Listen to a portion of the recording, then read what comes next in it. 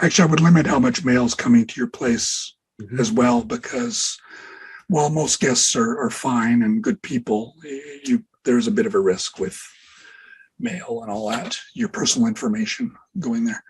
Um, yeah, good, reliable, trustworthy people. If you're gonna hire cleaners, people who are good with that. I've mostly hired homemakers because they're Japanese homemakers are very good at taking care of the house and cleaning. 2 or 3 of my staff have previous hotel experience. That's not absolutely necessary. Often their experience wasn't, cleaning. It was more at the front desk or whatever. But uh, people who are good with people Mhm. who are a bit flexible with people from other countries, because you're getting people from all over the world. Mhm. Preferably people who can speak, a couple of languages, in our case, Japanese and English, hopefully. Yeah, yeah. But at this moment, only one of my staff would be fluent at English other than myself. Mhm. Um, but with the messaging app, if you're going to host from remotely like I do, it doesn't matter so much because of the translation function. Communicating with guests is fairly easy because of the translation function at Airbnb. But it's Mhm. good to have some staff that are bilingual with, in my case, English and Japanese.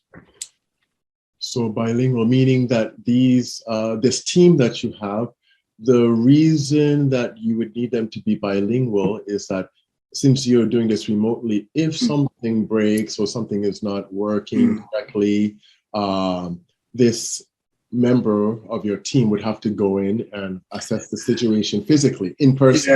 Yeah. Yes.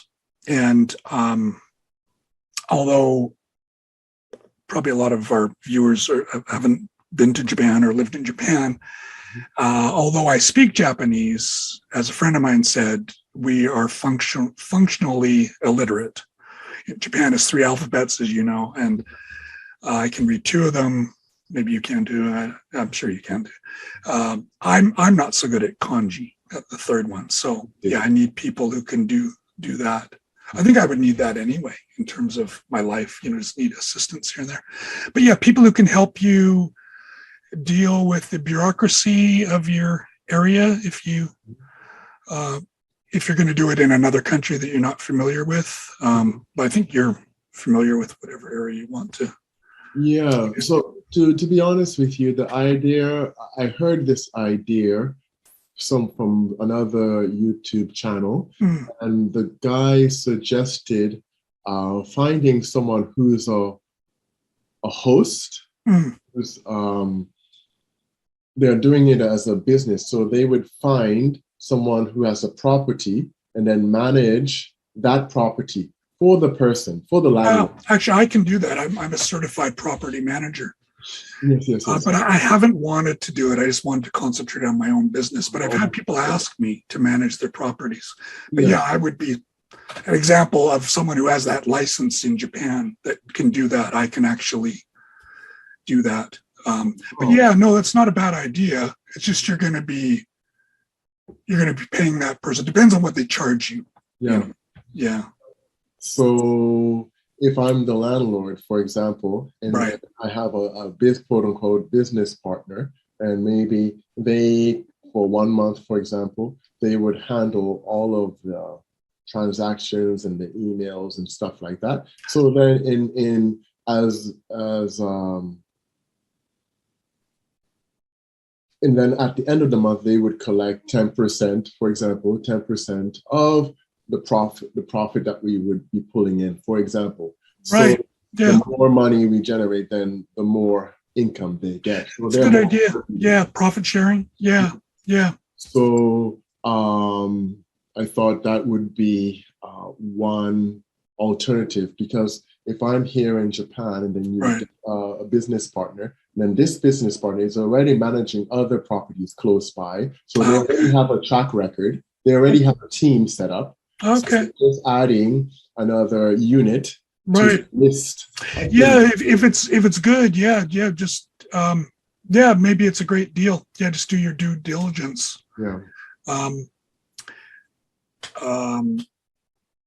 Yeah, I'm sure that exists in Japan too. It's just I've never done it myself and haven't felt the need in Japan. But maybe for your situation, it might be better that way, depending on what they're going to charge you for that and how good they are. Yeah. I've got one assistant manager who's bilingual. She has hotel experience. She's bright. She is diligent. She's intelligent. I said that she's bright. And she went through the whole process, bureaucratic process, which was not easy to get us approved. Okay. And she deals with all that stuff. And she is kind of my right-hand woman and keeps things going. She's gold. So if you can find someone like that, whether it be through a service like that or one person, someone you can really rely on, someone who's got your back, especially if you're not going to be there. But yeah, I would really check out this group and make sure they're really what you want. Check out reviews and ask around. Yeah, exactly. So have you joined or created any other type of Airbnb hosts for non-Japanese people in Japan? Is there a network of people like that? There is. I belong to a few different Facebook groups. There are groups through Airbnb. I'm a member, but I actually haven't attended any events. There used to be a lot more foreign hosts, but I think with the regulations, I think a lot of them gave up. So I don't see as many of them anymore. Mostly I just kind of contribute or read some of the posts at Facebook for Airbnb and, like yourself, watch videos. Try to get ideas, try to steal ideas. Yes. Yeah. What about you said you have some sort of license for being a real estate? Yeah, Japanese property management license. I've got a Japanese property management license, which allows me to manage any property in Japan.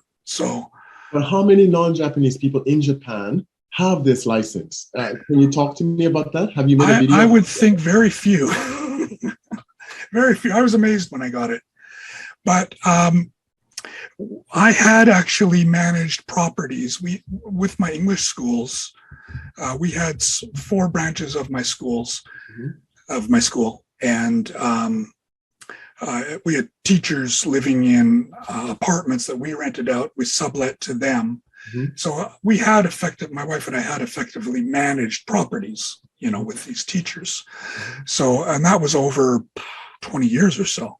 So I use that experience as evidence that I've already done this already. So boom, I got my license. It was great. But my assistant, got this for me. She filled out all the paperwork and did all this for me. I told her, my experience with this. So I don't think anyone can get that, but I think I got it because of my English school experience. It kind of fell together. So, yeah, but I think I could pursue this aspect and probably, create another career. But I enjoy teaching. I didn't really want to move in that area. I've had people approach me, as I said, but haven't chosen to pursue that. If I was going to do it, I would just open up another property myself, I think.